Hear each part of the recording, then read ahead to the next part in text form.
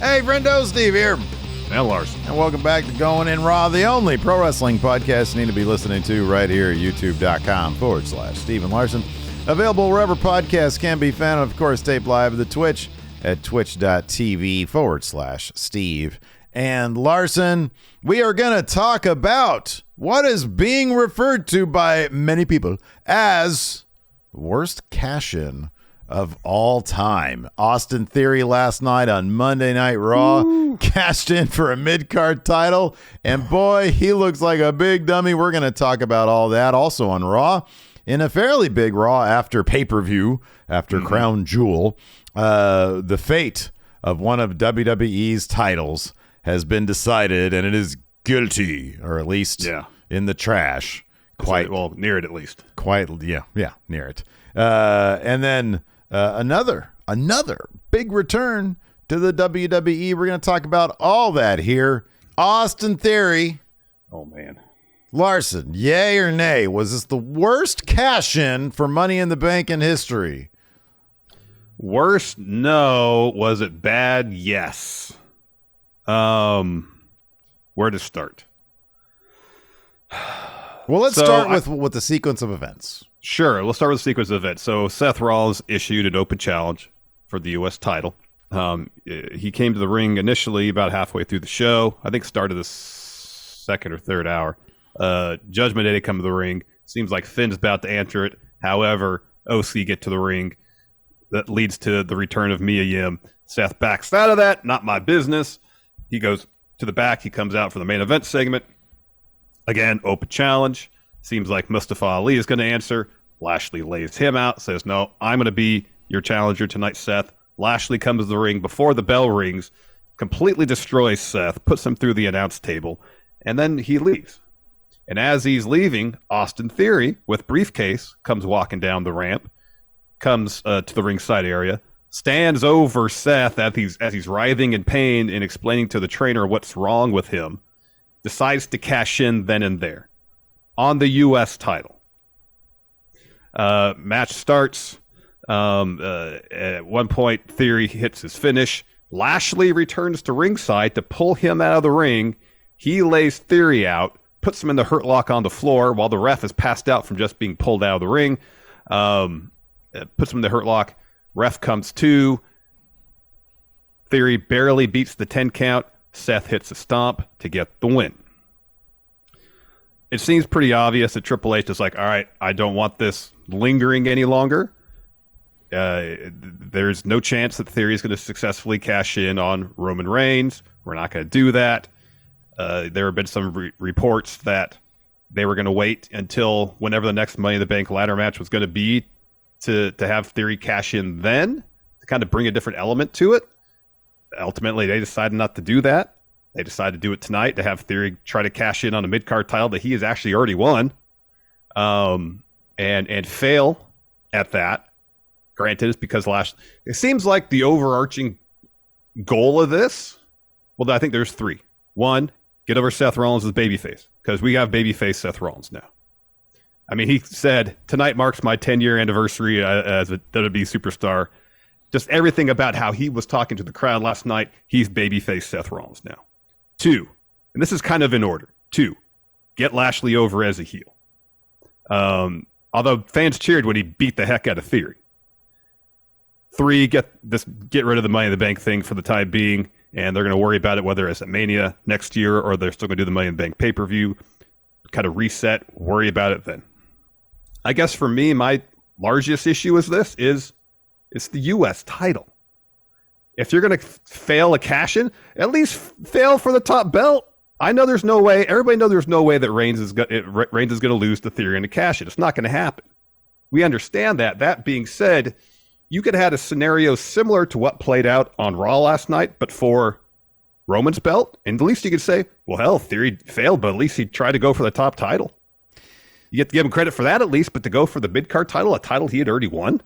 So I do think there is a case to be made. Look, I'll play some devil's advocate here. I'll say this before I sort of counter that. And I'm not going to necessarily agree with what I'm about to say when I'm countering you, but I understand a storyline case could be made. number one, this wasn't the worst cash in of all time. It might be the most pathetic because the reason why you go after this is because Seth Rollins just said, he was just done saying, this is the top title on Raw. I understand that. Every time Austin Theory has attempted to do this, what's happened? Oh, he's gotten embarrassed. Totally. He's been embarrassed. This happened twice now? Twice now. But hold on a second. Let me interject with one quick point. You could build a story on him trying to figure out how to cash in properly. That's all I'll say. They did that. He tried it twice. How much more can this guy go through it?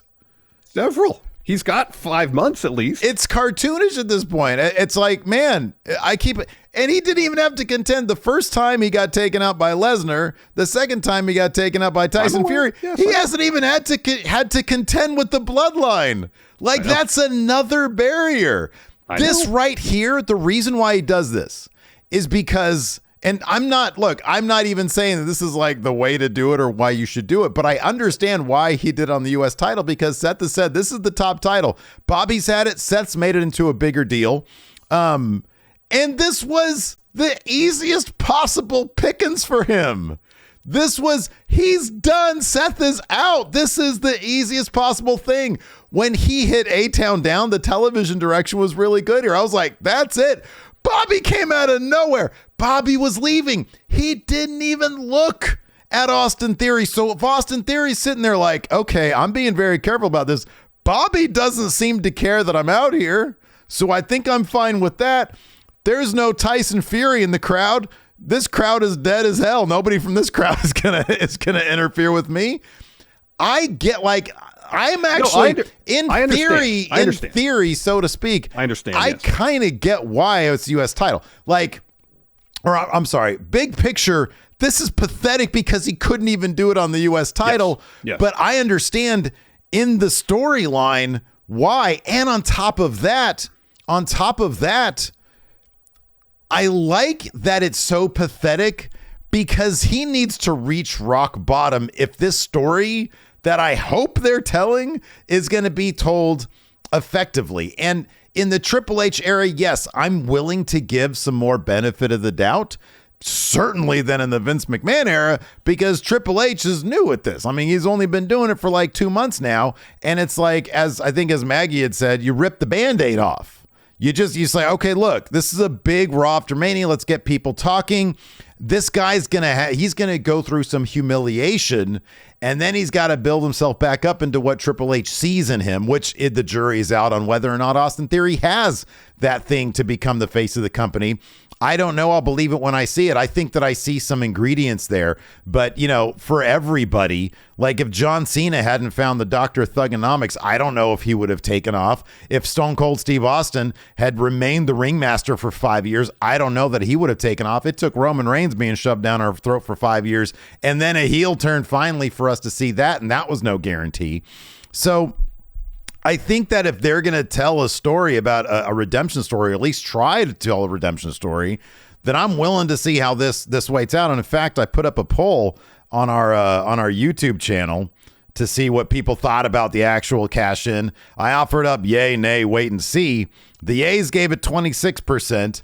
The wait and sees gave it 33%, and nays were at 41%. So number one, this is a very divisive thing. There's a lot of different opinions about this, as we've both seen on Twitter, as we've seen here in our chat, talking to people. The nays were at 41%.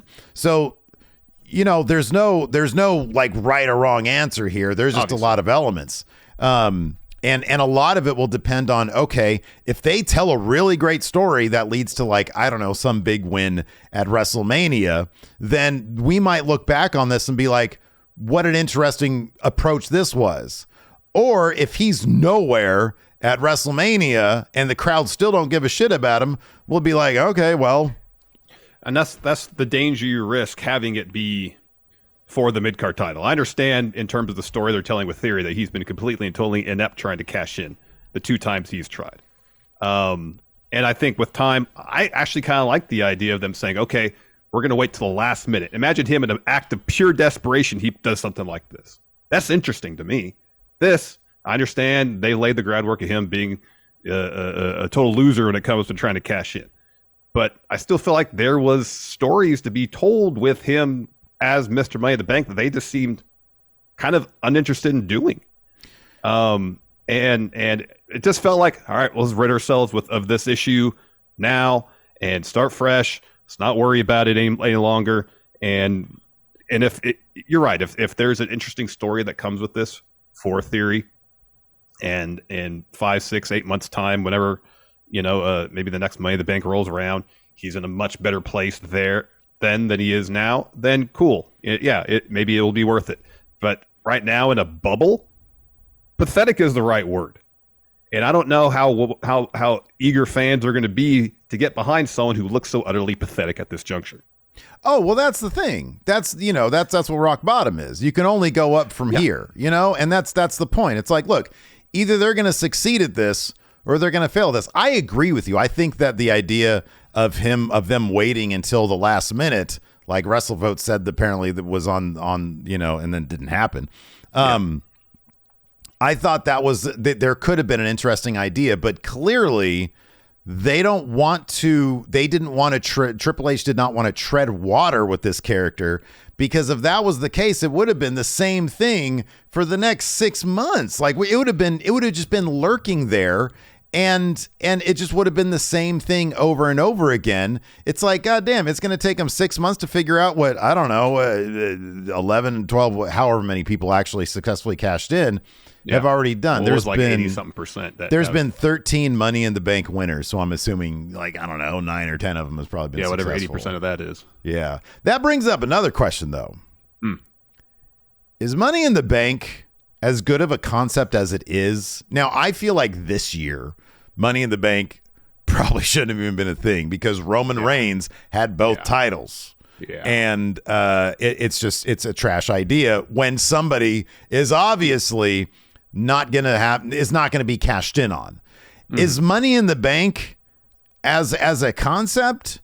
Should they just like the dunk contest? They just kill it for a couple of years and then bring it back. They did.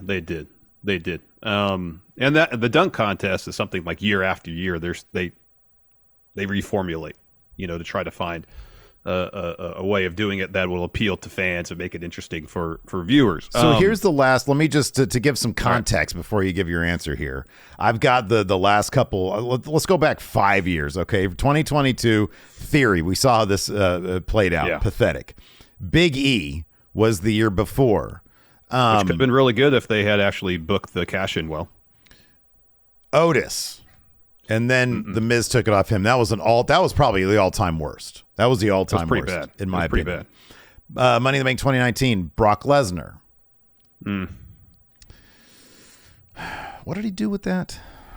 Cashed in on Seth? Roman? Who did he cash it in on? Seth. No. Wasn't it Kofi?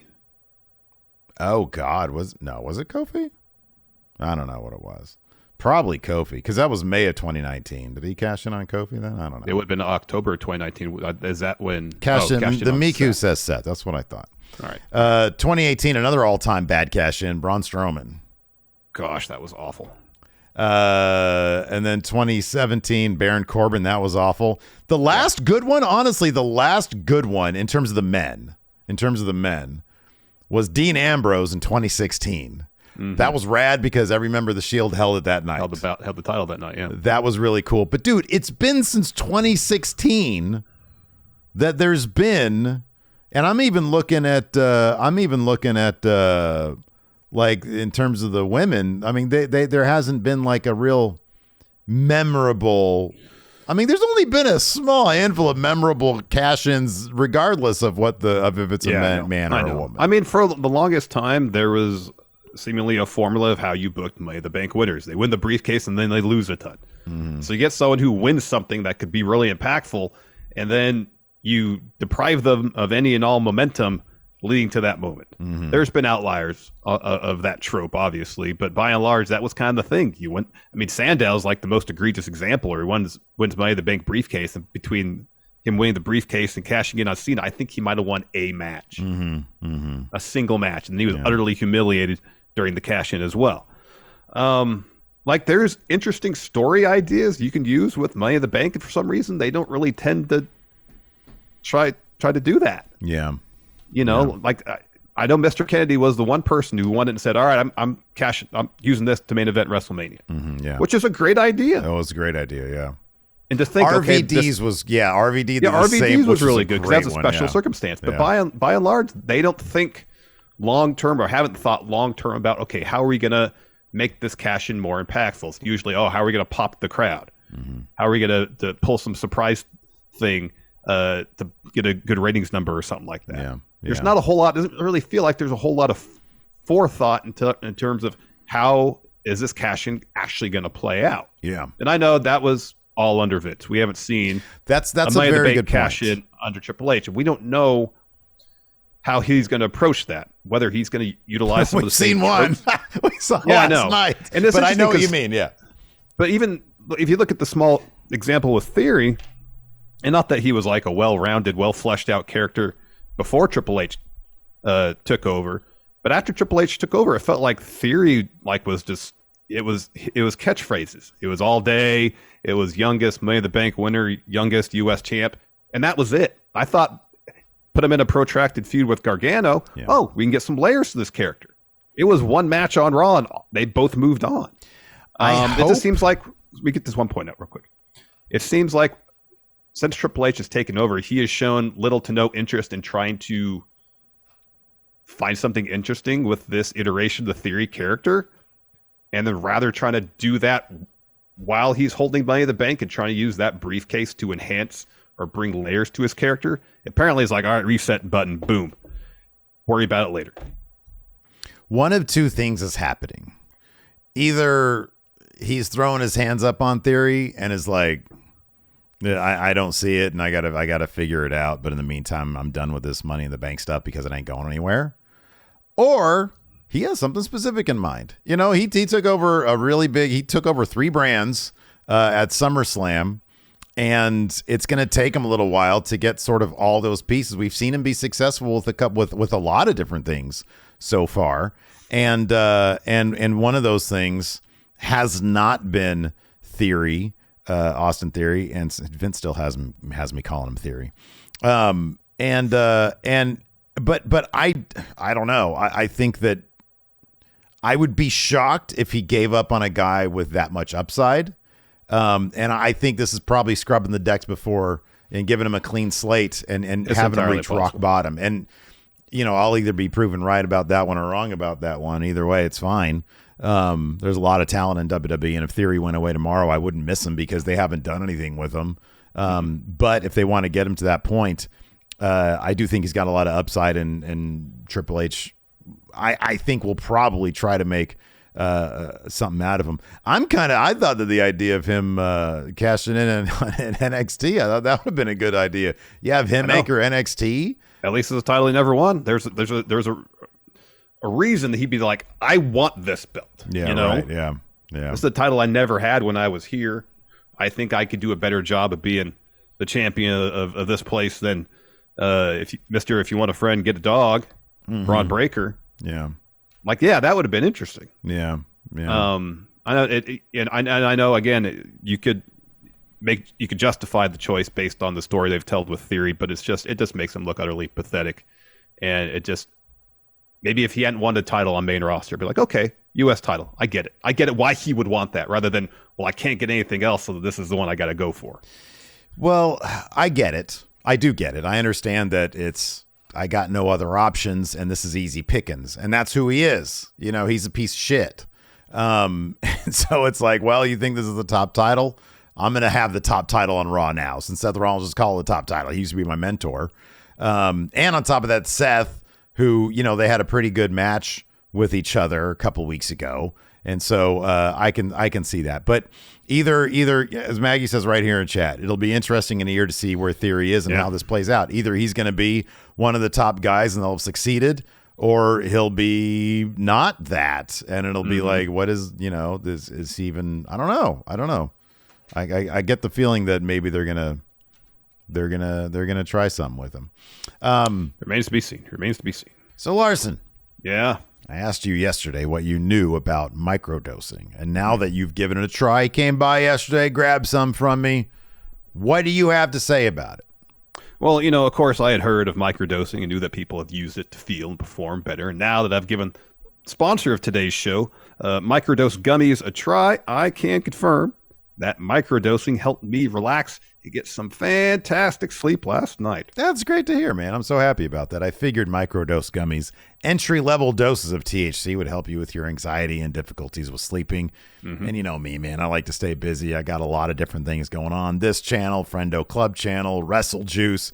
It could be a little easy, a guy with that much ambition, Larson, to get overwhelmed at times. So I like to use microdose gummies to just chill out, focus, and it helps get those creative juices flowing, man. Yeah, I could definitely see myself using microdose gummies to help when my anxiety is high or, when I just need to mellow out and decompress after a long day. Microdose is available nationwide. To learn more about microdosing THC, go to microdose.com and use code RAW to get free shipping and 30% off your first order. Links can be found in the show description, but again, that's microdose.com, code RAW. Let's talk about a WWE title that nobody seems to want, in fact, ended up near a garbage can. Well, I'm sorry, that's messed up. Dana Brooke wanted this title, and she wanted to make something out of it. Yeah. She said as much in interviews. I'm talking about, of course, the 24/7 title. This has been something that Triple H has not seemed interested in at all. It has been just defended on the live event circuit, correct? The live event circuit. It was basically a rotating cast in that division of Dana Brooke would walk into a live event as 24/7 title. Champion. She would lose it to Tamina, to Nikki ASH, and sometimes to referees. That's like it would sort of go through the various people as sort of a comedy gimmick on the live house show circuit. Excuse me. Well, Nikki ASH, Nikki Cross, won the 24/7 title. Didn't really seem to even realize it or care or whatever, because it just ended up falling off her shoulder near a garbage can. Yeah. I'm pretty sure it was supposed to be dumped in garbage can, but I mean, they had her in a situation where she was walking down the corridor in the building and looking up while she was walking.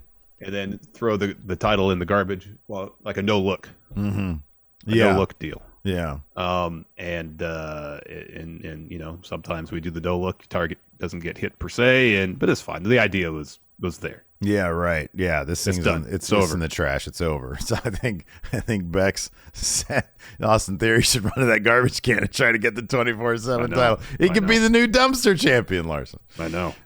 So yeah, WWE has an official dumpster title now.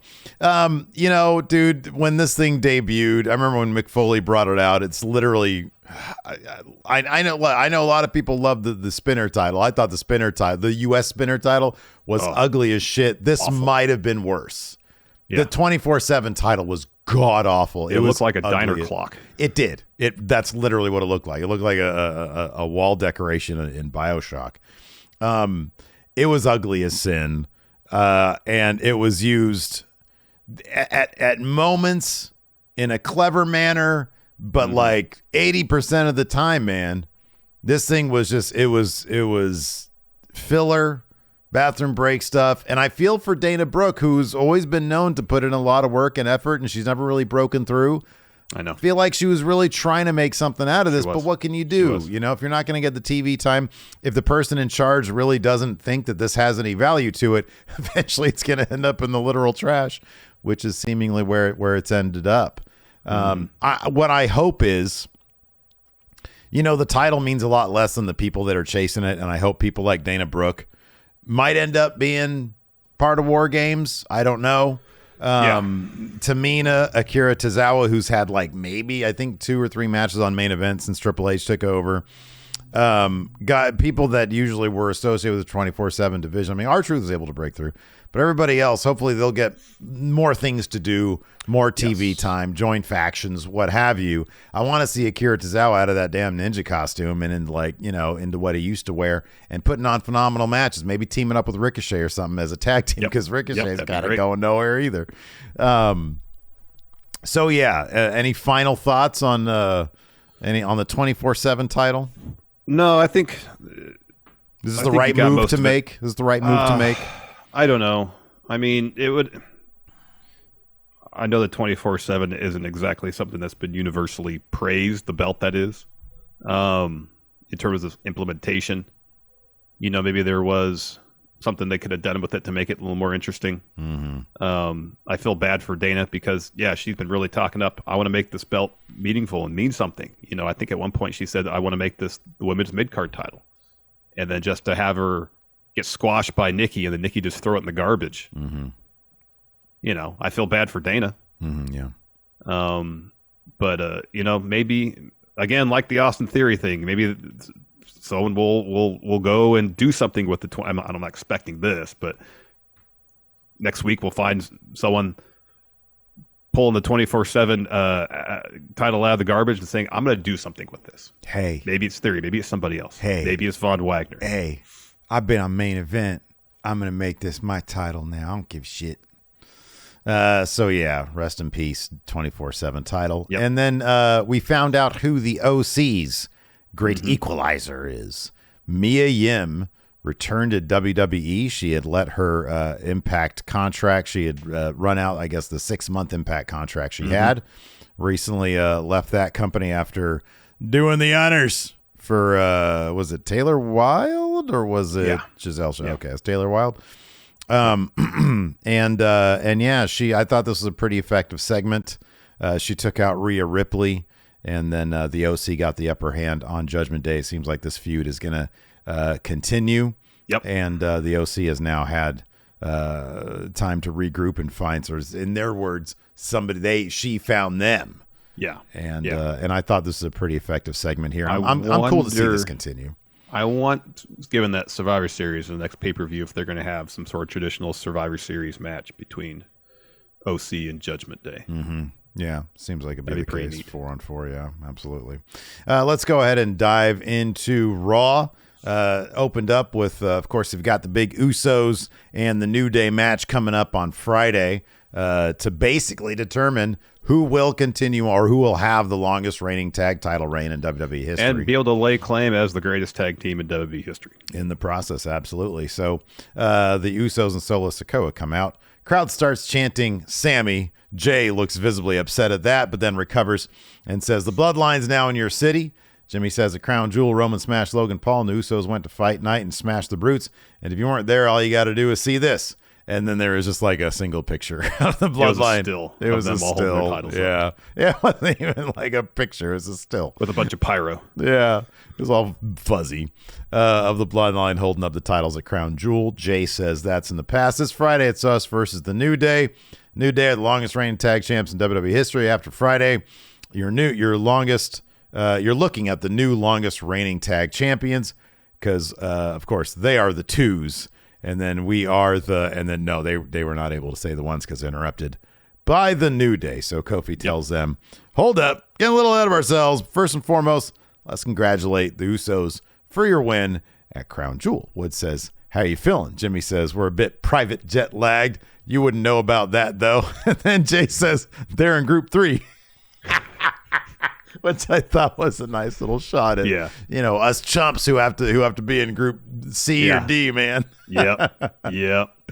Wood says in 4 days you'll see the longest reigning tag champs defending their reign against the current tag champs. But at the end of that match, we're going to be champs, and our reign of 483 days will remain intact. Jimmy says, hey, we've given you your props. Hell of a tag team, breaking down barriers. You got Bootios. Up, down, down, all sorts of merch. Hell, you got Netflix. Mm-hmm. We're proud of you. And Jay says, I'm proud of you too. It must feel really good to be the second best tag team in WWE. And Wood says, the Usos, you fail to remember, is that we still hold the record. That means you're chasing us. That means you're chasing the guys who built this from the ground up. You're chasing the guys who changed the way tag team wrestling looks today. You're chasing first generation superstars. Says the Usos had people coddling them, holding their hand down the ramp, teaching you how to do this. The Usos got tryouts based on what their family did before them. The Usos built their legacy off the back of their uncles, their cousins, their father and grandfather, but we built our legacies on our own backs. So Jimmy says, you guys don't know what kind of pressure we've been under. Woods says, don't speak to us about pressure. We know what pressure is. Sitting at catering. It's building a YouTube channel outside of this company to make sure you get noticed in this company. Talks about pressure. Jimmy says, he says, all that pressure turned the New Day into diamonds. Jimmy goes on, says, you're talking about those diamonds that used to be in your crown, King Woods. Of course, you know, the bloodline crushed that crown. He says the ones that we stomped to the ground. He says, we've got the real crowns. So this goes back and forth a little bit more. They talk about Kofi Mania, how they were the ones who allowed Kofi because they forfeited the match leading to it. So I like they're referencing all this history. I thought it was good stuff. It was good. And then Riddle comes out. And I don't know if, is this fucking intentional to have this guy? This is like 2 times now. This guy came out and interrupted something that was pretty compelling and it was really good stuff. Had a lot of history behind it. And this guy comes out with the stupid little drums. His bongs. Yeah, the bongos. The bongos. So yeah, he interrupts, says, oh, I'm sorry. Saw the New Day were here and I had to come out and ask you. So Woods, Elias and I are kind of forming a band. And I guess the idea is that he's going to invite Woods to join, and Jay just tells him to shut up. Yeah. And Riddle says, hey, let's all relax. When things get crazy, I like to sit back and hit the bong. And he asks Woods, you want to hit my bong?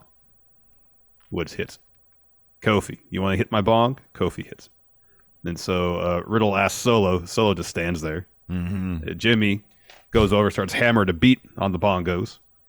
And Riddle says, oh, Jimmy, you know the rules. Tap, tap, pass. He says, what about you, Jay? Sammy says, you haven't been so oozy lately. And Jay slaps the bongos aside out of his way. And Riddle says, oh, no one slaps my bongs. And wants the 6-man tag match. Yep. And then we had that match. And this is a really, really fun match. I mean, this entire like opening segment it was 41 minutes. Yeah, it lasted the first, big chunk of the first hour here. Good match. Solo ended up hitting an Uranagi on Riddle. For the win here. But I mean, it was phenomenal. Just all sorts of shit going on here. Yeah, it was a fun bout. Then we got a Crown Jewel recap, and then we had JBL come to the ring. Oh, hold on. We'll back up a second here on the Usos New Day. How do you think this is going to go down on Friday, man?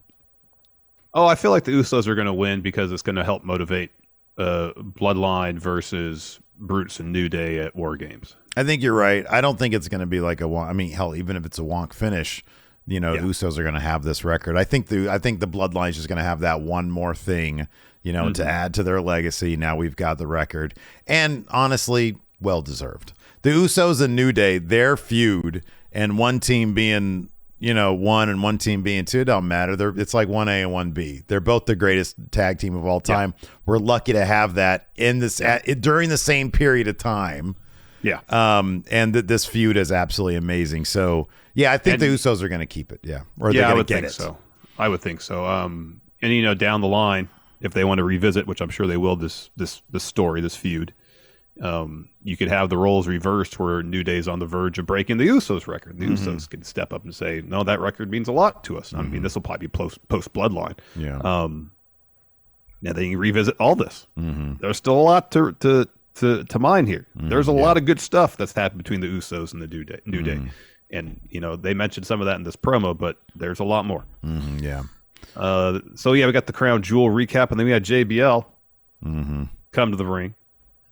He says, from the Budokan to the O2, from Staples Center, which is not even called the Staples Center anymore, to MSG.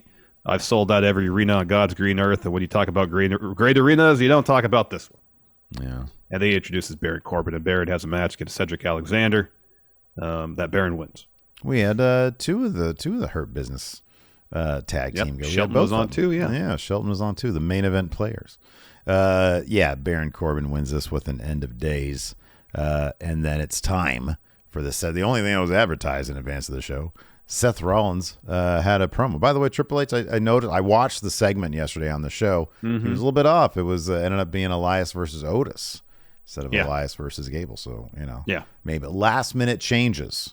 Maybe, or maybe because he mentioned that, and I was like, well, they've had a match before. Maybe he's like, oh, I better not do a rematch because people are going to think I'm Look doing at you, man. stuff. You're influencing the direction of the show. That's so awesome. That's what I was like. He when he seemed like he hadn't booked the show, I was like, hey, let's just bounce ideas off each other. Right, yeah. Oof, boy, that's set of balls on you for that one, pal. I got to earn his respect somehow. Yeah, man, absolutely. Hey, did you know we have a TikTok now, Larson? I did. Put up a brand new TikTok today. We talked about Uncle Howdy winning those titles off Roman Reigns. Oh, man. I did a little bit of the UFC crowd. I did a little bit of Photoshop, man. I did a little bit of Photoshop. It's at Friendo Club. I think it's at Friendo Club Wrestling or Friendo Club, something like that. On the TikTok, so you guys can check that out. Also, if you like going in Raw ad-free, you can get on the Patreon, patreon.com/Steven Larson. We have the audio version of the show ad-free. We also have a lot of bonus content over there available. And then you can also get the audio version of the show ad-free. For listening to the audio realm, you're like, oh, how can I do that? Go to goinginraw.supercast.tech. You can get it there. I think it's like $3 a month or something like that. Yeah. Yeah, that sounds right. So it's time for Seth Rollins' Open Challenge, V1.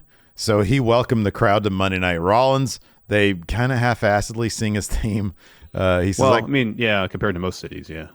Dude, there was at one point, there was like somebody, like the crowd started chanting something that they usually chant. And I swear it sounded like 10 people or so were doing it. I forget if it was this or if it was later on. Anyways, he says, back by popular demand is the Open Challenge, but he's interrupted by Judgment Day. They circle the ring. Finn Balor gets in the ring. He says, I got a bone to pick with you, Betty. A couple years back, you cost me some gold. So tonight, I'm going to cost you gold. He says, as far as the Open Challenge thing goes, and then Finn is interrupted by the The OC come to the ring, and Seth's like, they're just like eyeing each other. They're like facing off in the middle of the ring, and Seth is in the middle, and he just slowly backs away, doesn't want to get in the middle of all this, and he takes his leave. He's like, my name's Paul, this is between y'all. Exactly. My name's Ben, and I ain't in it. So AJ says this is between the OC and Judgment Day. He says this thing is far from over. And Finn says, the only thing in this ring that's over is Judgment Day. I love when he starts diving into the wrestling terminology. It's great. Know. Me too. I know. He says, the club, the OC is old news as far as I'm concerned. AJ interrupts, says, that's the problem. It's been the three of us against the four of you. Now, the dudes are in the ring. Rhea is down there at ringside and says, he says, we've tried to find someone to take care of our Rhea problem, and we still haven't found that someone. And you can hear Rhea shout because commentary's right next to her. That's because no one likes you. Yeah. And then, but then they say, but that someone found the OC. And then Rhea, you hear a thwack. Yeah, Rhea had been posted by a hooded figure with distinctive blue hair coming out of it. Mm-hmm. And then Finn Balor. Finn is so theatrical. He's so dramatic because every movement, like when he hears that, he looks back like really, really quickly, like dramatically.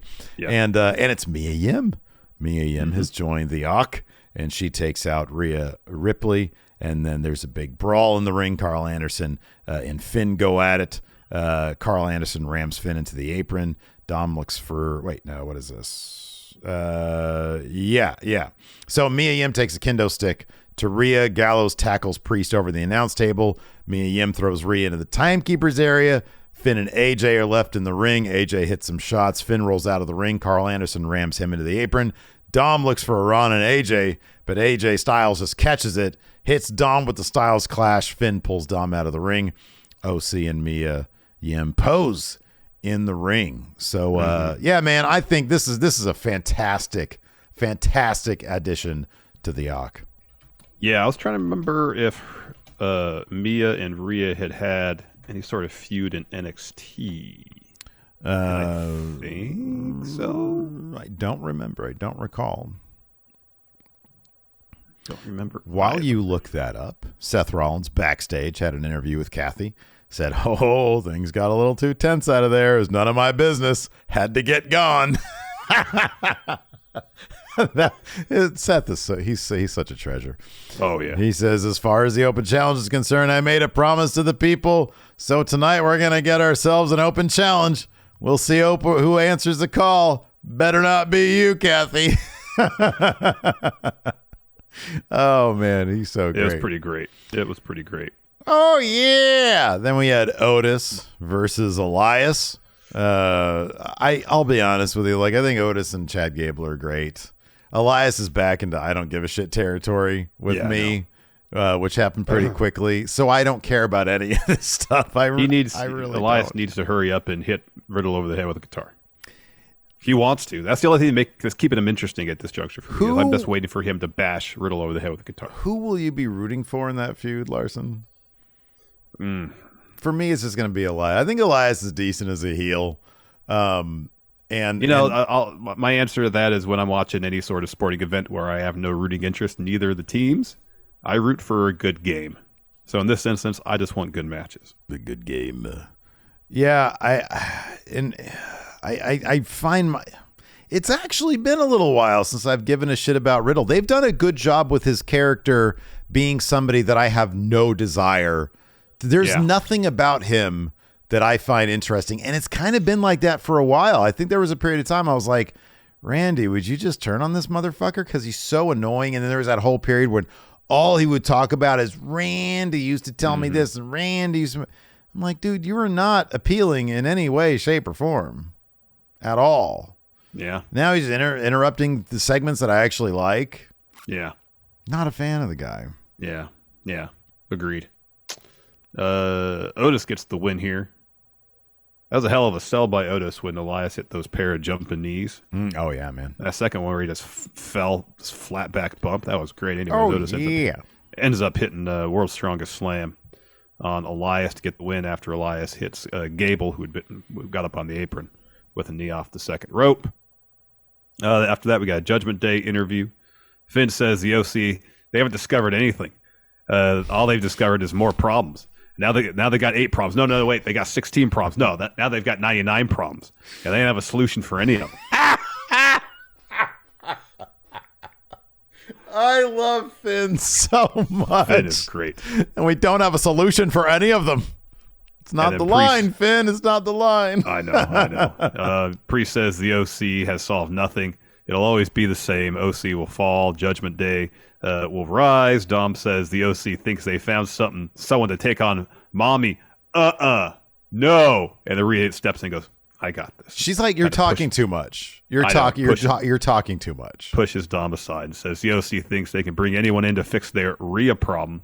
So they bring in Mia Yim. She says, bring in the whole damn army and see if I care. And so they all walk off. Yeah. So when they walk, they walk by Bianca, who's walking through the corridors of the arena. Rhea stops and just looks at her and goes, champ. And then Bianca walks off. Ooh. Dude, man. Yeah, I don't know. If you're Triple H and you've got Bayley, who's terrific, absolutely terrific, but you got Rhea Ripley, the crowd is really into Rhea right now. I don't know. What do you do, man? What do you do? Well, I mean, War Games, based on this next segment, War Games is going to be the blow-off for this feud between Damage Control and Bianca and Asuka. Absolutely. And Alexa. Yeah, of course. Yeah. And considering the odds of any titles being on the line that match, since it's 5-on-5, is pretty small. Yeah. I'd say Bayley's window to actually capture the Raw Women's Championship is probably passed for the time being. Yeah, I agree. So, yeah. It'll be interesting. Man, could you imagine if the Judgment Day, Triple H loves the Golden Prophecy, man. Could you imagine? Now, I'm not saying this is going to happen with like Finn and Roman Reigns, but Finn and Seth Rollins, as we saw a tease tonight. Revisit that. What if Seth or Finn comes away with Raw's top title, quote unquote, the U.S. title? Rhea's got the women's title. You get. Can you imagine Priest and Dom winning the tag titles? They got to split those off somehow, but that could be funny. That could be funny. Then after that, we have, Bianca, Asuka, and Alexa Bliss. They come to the ring, drop a promo. Bianca says, I'm proud to be standing here, Raw Women's Champion, but Crown Jewel didn't go according to plan. So this is far from over with. So Damage Control, we got something to say to you. We think you'd like to hear. Since you are acting tough in the parking lot earlier, why not come out to the ring so we could say it to your face? So Damage Control comes to the stage. Dakota says no one gives a damn that Bianca was the last woman standing, but the way they see it, Bianca still hasn't beaten Bayley, but Bayley has beaten Bianca twice. They had run earlier, so she referenced the parking lot during their entrance. Number one, there was during their a clip, there was a clip in the parking lot, but there was also a Bray Wyatt logo on the Tron behind them as well during Asuka and well, Alexa and Bianca's entrance. Their entrance, yeah. Yeah. And so Dakota asks Io, how many times do you won the tag titles? And Io says twice. And so Dakota says, and who have we beaten to get them? And Io says, Alexa and Asuka. So Bliss says, the only reason that you have the tag titles now is because Nikki Cross. So I don't know why you're here bragging. And so Asuka and Io to start talking trash to each other in Japanese. This is like the one time the crowd awesome. blew up. Like the crowd was really into this because Asuka starts talking shit. Io gets in there. She starts talking shit. And Asuka just goes off. Just bark, bark, bark, bark, bark. And then she stops and Io just dead looks at Asuka and says, bitch. Yeah. And then Asuka hits her with a back fist. A big brawl breaks out. The faces clear the ring. Bianca says, oh, you didn't let us finish. This isn't a match anymore. This isn't a fight. Larson, I swear to God, she adopted a bit of a regal British accent when she said, that way. This is a war and it's ending at War Games. Yeah, it sounded like it. A bunch of people were like, oh, she did a British accent for that shit. That was fucking awesome, man. That was pretty great. That was so great. So then Nikki Cross lays out Bianca from behind. Damage Control gets back in the ring. They all beat up on Bianca, Alexa, and Asuka. Bayley hits Bianca with a rose plant. Nikki hits Bliss with a draping, swinging neck breaker. Bayley tells Bianca, we're going to see you at War Games. War Games. Yeah. Oh, so Mutant Mayday here says when Asuka was saying baka, baka, baka, that means idiot, apparently, in Japanese. So, yeah. After that, we got Austin Theory versus Shelton Benjamin. So earlier in the day, Shelton was talking some crap to Theory. And Theory, this is the first thing Theory got wrong. Tell Shelton, all I do these days is win, which isn't the case. Yeah, he loses. He's been losing a lot. A lot. And asked Shelton when's the last time that he had beaten anybody. And Shelton says, well, why don't we make it you tonight? So they have that match. Unfortunately, Shelton does not get the win here. Shelton Benjamin's great. Dude, he's fantastic still. He's like a million years old, and he's awesome. He is awesome. Okay, so hold on one second here. Looking at Austin Theory's record as of recently, we've got United States title loss to Seth Rollins. Okay, so he won to Shelton Benjamin, but he also lost to Rollins last night. On October 3rd, on Halloween, lost to Rollins. What is this? Even in the live shows, Rollins it's Rollins, Theory, and Matt Riddle in triple threat, in a triple threat thing going on. And he's losing them all. I guess he did. He beat Mustafa Ali a couple of weeks ago. Kevin Owens beat him. Seth Rollins beat him again. Oh, that was a live show. Gargano beat him. SmackDown, Drew McIntyre beat him. Yeah, he has not won much. Yeah, he's not won much at all. My goodness, yeah. Yeah, he's got a dog shit record. He does. So the finish of this one saw Theory go up top, and Shelton, just leaps up from the mat to the top rope. And Theory sticks his fingers in Shelton's eyes. Shelton falls to the mat. Theory hits A-Town down to get the win. A-Town down. A-Town down. Yeah. Here's some silliness for you. We had The Miz versus Johnny Gargano, but there was an extended bit before with some more revelations about The Miz. This was silly, but at least they're really leaning into how silly it is. And Gargano's kind of the guy to do that. He had a lot of silliness with the way, and he can manage this kind of comedy pretty well. So Miz came out first. He had a promo. He says, I want to speak to everybody with honesty. I can confirm that Gargano's interview is completely false. It's a blatant smear job. The evidence is doctored. I can't believe that nobody's looking at the sources. I can't stand that I have to defend myself. Even my father, my own father, baked potato face, believes Johnny Gargano. He says the only silver lining is that my agent's phone hasn't stopped ringing. I just met with a major Hollywood producer, and she wants to tell my story, the true story. He says it's going to take time to build Oscar buzz. But in the meantime, I've spoken to my lawyer about moving forward with a defamation suit. My public relations team is formulating a formal response, and then he's interrupted by Gargano. He says, I always liked your dad, baked potato face, but I can't in good conscience start this match without telling the truth about something I did. I need to blow the whistle on myself. He says, when I did the Byron interview, I was hoping the public would shame The Miz, and Miz would pay Dexter Lumis, but that did not happen. So I realized I needed stronger evidence against The Miz. I did a little deceitful to get it. I hired somebody. He says, Miz, you know that Hollywood producer you had dinner with? She was actually a private eye.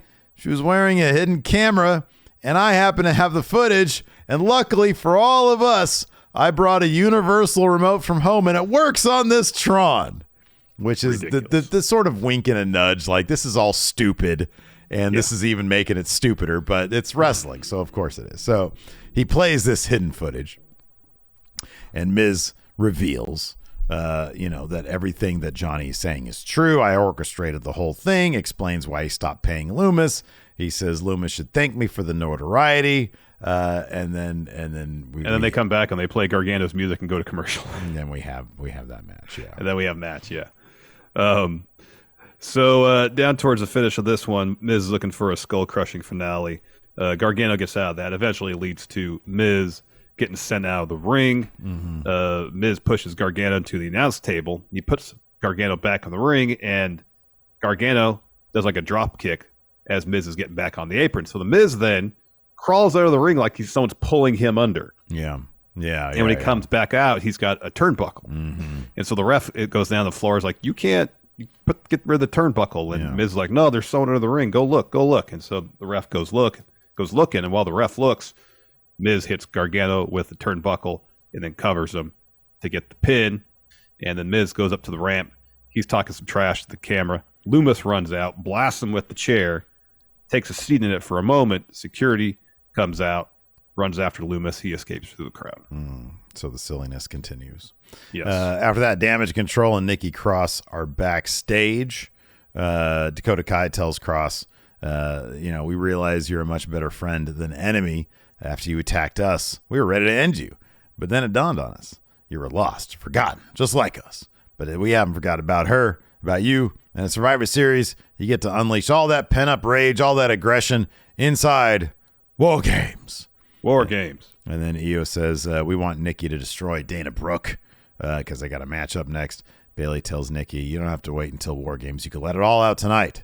And then Nikki laughs, tells Damage Control it's time to play. Nikki's not all there. She's barely acknowledging these people.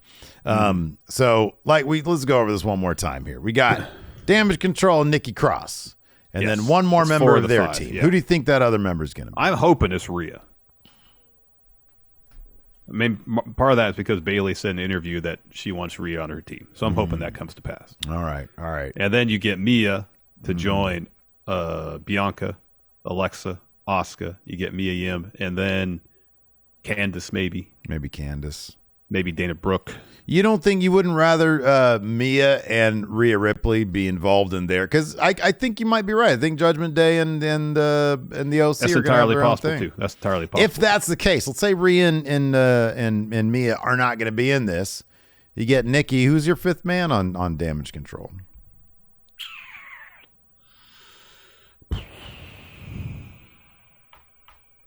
Well, I don't know about Damage Control, but if you have Bianca, Asuka, and Alexa, then you could have Sasha and Naomi come back to join them. That'd be a big deal, yeah. And then,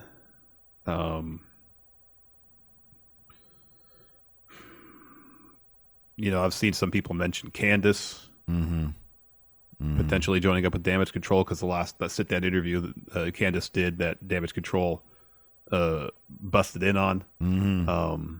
Like camera got knocked over, so we didn't actually see any attack. We just heard. So that could just be, and we haven't seen Candice since. Yeah.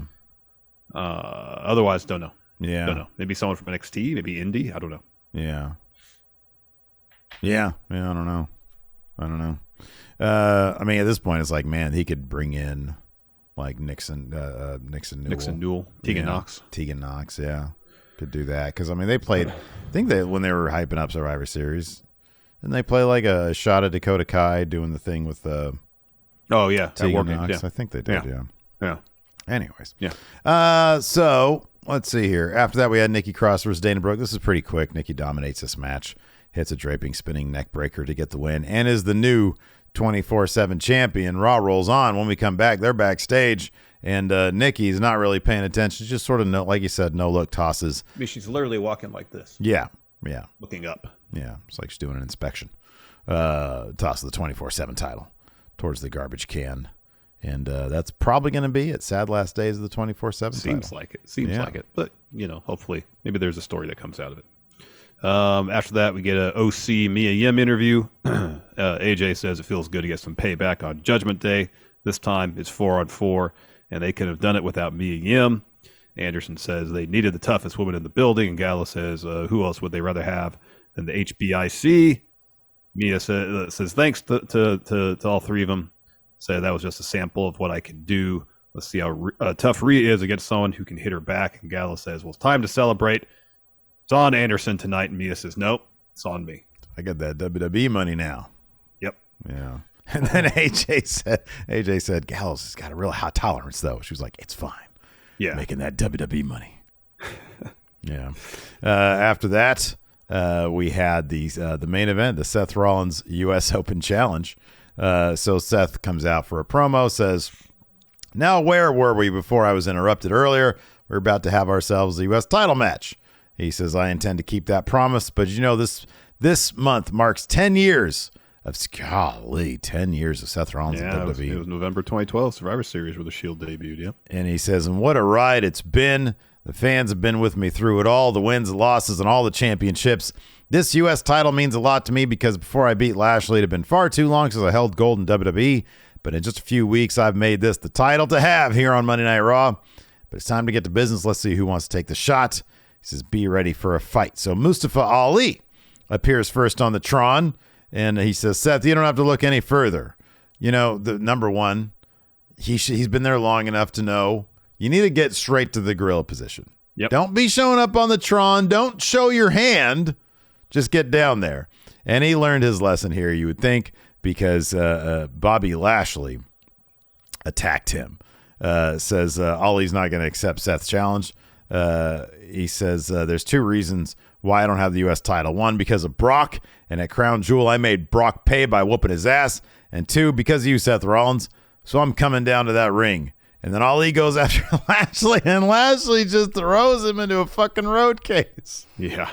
Oh, he launched his ass. Yeah. Lashley says, as I was saying, I accept your challenge.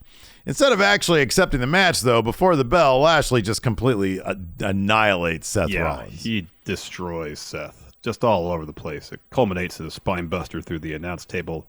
Producers are out, refs are out to break it up, and Lashley's like, all right, fine, I'll go. And as he's going up the ramp, Theory wanders down.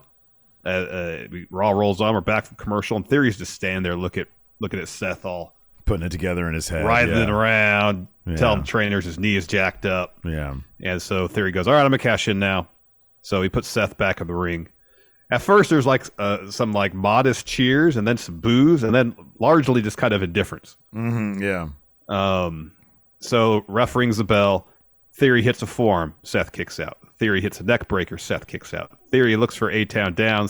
Seth escapes that. Theory ends up hitting a pedigree. Seth kicks out. So Theory's looking for A-Town down again. Seth escapes again. Sends Theory into the post. Backdrops Theory out of the ring. Theory gets on the apron, looking for a rolling drop kick. Seth counters that to a powerbomb. He hits a super kick, a pair of forearms, looking for a stomp. Theory counters that with A-Town down. Lashley pulls the ref out of the ring. And then Theory yells at Lashley. He says, you ruined it. You're an idiot. That upsets Bob Lashley. Mm-hmm. Lashley just destroys Austin Theory, culminates in a hurt lock. Lashley leaves again. Mm-hmm. So as mentioned earlier, ref comes to, gets back in the ring, starts counting out Theory. Theory just barely beats the 10 count, but as he's getting back in the ring, Rollins hits a stomp to get the win. And I hope there's some interesting story that comes from this. We don't know yet. All we get is this one thing. Again, it's the kind of thing. If this was under Vince McMahon, I would be like, okay, he's buried. That's it. Like he's done. It's a new time. It's a new era. I am pretty confident they're going to do something with him. Whether or not it's going to work, I have no idea. Yeah.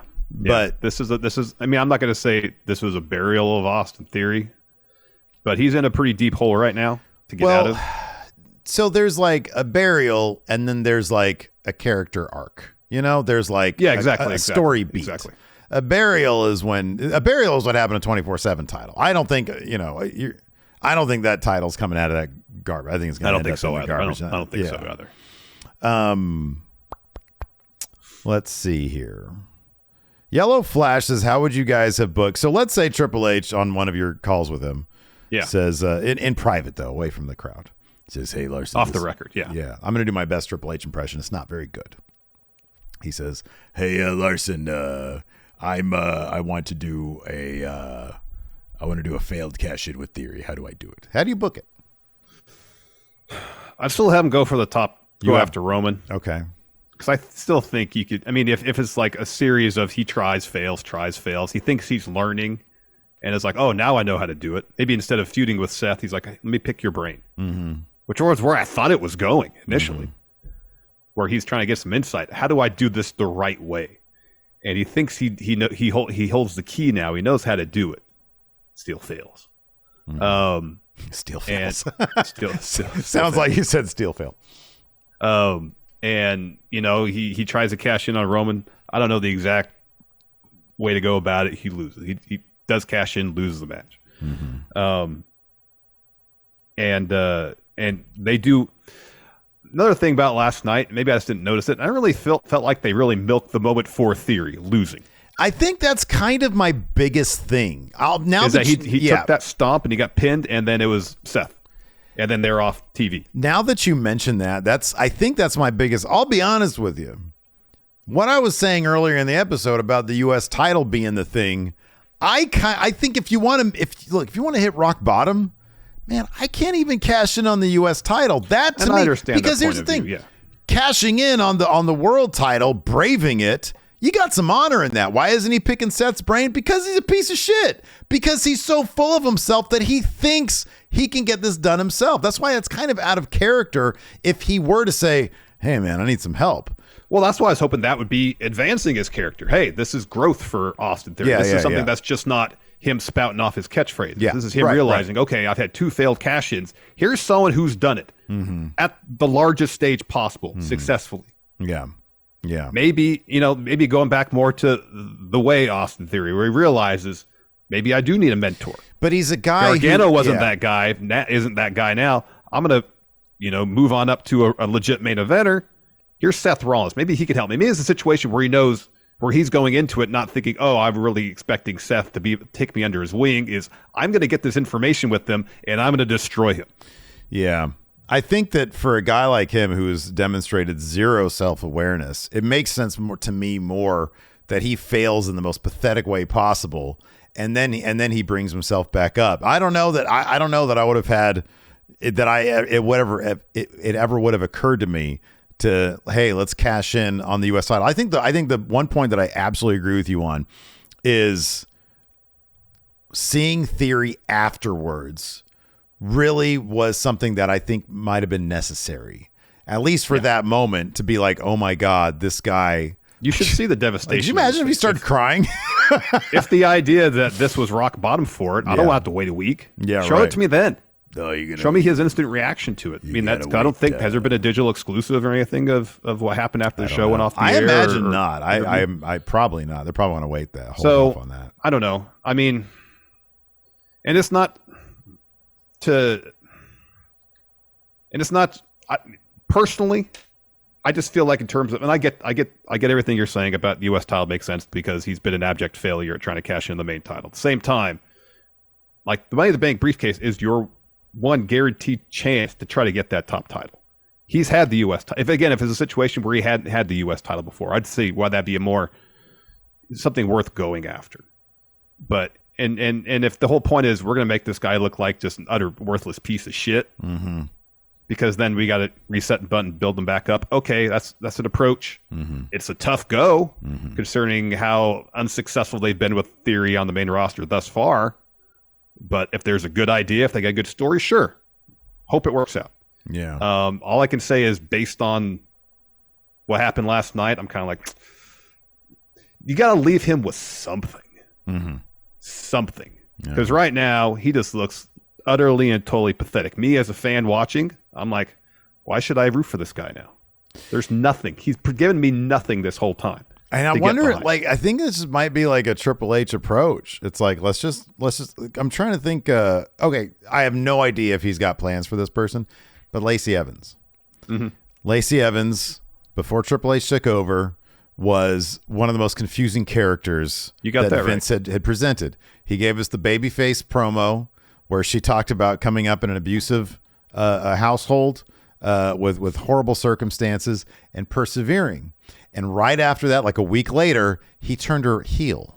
Yeah. And it was like, wait a second, are you honestly trying to tell us that But then like a month later, it was like she was babyface again. Yeah, right. And so the crowd was really confused. We haven't seen Lacey yet. We've seen her like twice, I think, since then. Yeah. And I wonder if it's one of two things. A, Triple H is like, yeah, I don't really know what to do with you. Or number two, the crowd's just fucking confused by you. Like, we're going to let this chill for a while, scrubbing the decks, and then we're going to bring you back in a repackage in a way that, we'll be able to reintroduce to the crowd, because right now they're just confused as, are you a good guy, are you a bad guy, are you Raw, SmackDown? Like, they're even changing her brand. Yeah. And I wonder if with Austin Theory, it's a case of, you know what? Vince is completely and totally ruined this character. We're going to scrub the decks. We're just going to rip this Band-Aid clean off. We're going to have this thing happen. Now, I honestly don't think he's another Lacey Evans. I don't think that's the case. But I think next week we're probably going to get, unless we go a month without seeing him. I don't know. That's maybe, and at the same time, though, even if they have the next Money in the Bank at WrestleMania, that's still about 4-5 months away. It's a ways off, yeah. It is a ways off. Like, I didn't feel like this was, I don't know, I kind of felt like there were still stories you could tell with Austin Theory if you could crack the character as Mr. Money in the Bank. Yeah, but I think it's kind of obvious, man, like when presented with the options of, okay, do I continue to try to tell this story? Or maybe, and again, this is all speculation because we don't know, you're the only one who talks to him. Maybe Triple H, tell me much. Maybe Triple H is thinking, you know what? I have a definitive path for this guy between now and WrestleMania, and it includes getting rid of that damn Money in the Bank because it's not doing anything. Remains to be seen. Maybe that's the story he wanted to tell. Maybe. How would I have done it differently? I don't know. It would have been on pay-per-view. I'd have done it on payper-view. That's the only difference. I would have waited till whenever the next match is. I like the idea of him like really being under the wire, and in just a moment of absolute panic, it's like literally in the breakdown of whether it's Mania or Money in the Bank, whatever. Say the main event isn't the ladder match, or sorry, say it is the ladder match, but the match before that is the world title match or a U.S. title match. Maybe say Reigns is still champ. It's day one of Mania. Reigns isn't wrestling that day. But Money in the Bank is day one of Mania. It's like, well, there's a U.S. title here. Shit, I got to cash in. Yeah, right. Yeah, because otherwise he completely loses it. Get something out of it. Yeah, yeah. For me, that's really interesting. And then maybe he can find a way to get into the ladder match later on. I agree. Something like that. I agree. That's a really interesting approach. Yeah. I guess maybe more than anything, I'm just bummed they didn't do anything like really different in that sense with the briefcase. Yeah. Yeah. It was like, because Money in the Bank, I know historically there's been some great, we talked about it earlier, been a handful of great cash-ins, a bunch of mediocre ones, and ones that have been absolutely abysmal. Is there anything that's been so that has such a terrible track record that still is intriguing? Like every year we're like, oh, who's going to win Money in the Bank? Can't wait to watch Money in the Bank. They're going to cash in. Because I think there's so many possibilities, potential stories that they've never done. Yeah, they've just never done it. My attitude is like, oh, maybe they'll do it this time. Yeah. So I'm always still hopeful. Yeah. And that never comes to pass. It's got a really bad track record. It does. Well, especially in recent years, it's got a really bad track record. But I'm thinking, like when Big E won, I was like, oh man, maybe he'll declare in advance, and if not Mania, some huge pay-per-view, and he'll get a huge win on pay-per-view to win the title. That'd be awesome. Timur Rockman asks, what stakes do you think should be applied for both War Games matches? Seemingly, I mean, I don't think winner take all can be a thing. No, if it's 5v5, no. Right.